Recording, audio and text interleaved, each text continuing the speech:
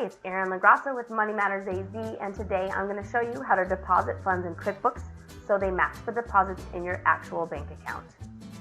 You've already received the payment, so we're going to click the plus menu at the top right, click Bank Deposit under Other, and all of the payments that you've received and entered into undeposited funds will show up right here.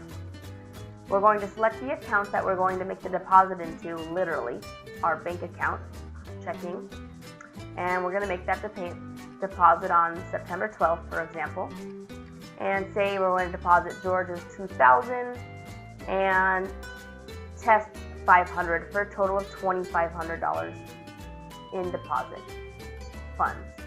Now this $2,500 needs to match the receipt that you get from your bank because you're depositing a total of $2,500 in your bank. Then we'll make sure that the cashback goes to checking account, and we will save and close.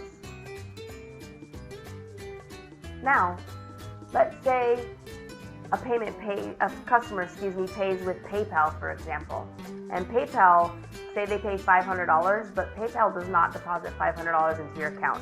Here's what you do. Plus sign, bank deposit. When we know that from PayPal, we transfer that money from PayPal into our checking account, and let's say we do that on the 13th. And let's say Rachel paid us $500 via PayPal. That is correct, she paid us $500. Now the deposit is not $500 in our bank, say it's $485.20.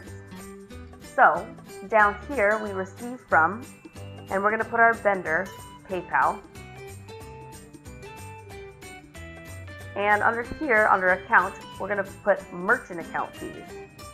You could have them under PayPal fees or something along those lines, but merchant account fees or PayPal fees are probably the best way to enter that information.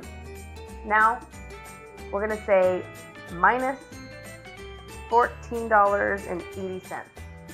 So, at the bottom, we'll notice $485.20 is the amount that's going to be deposited into your bank account.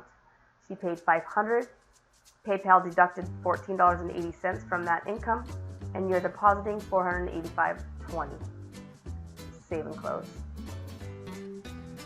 And that's it.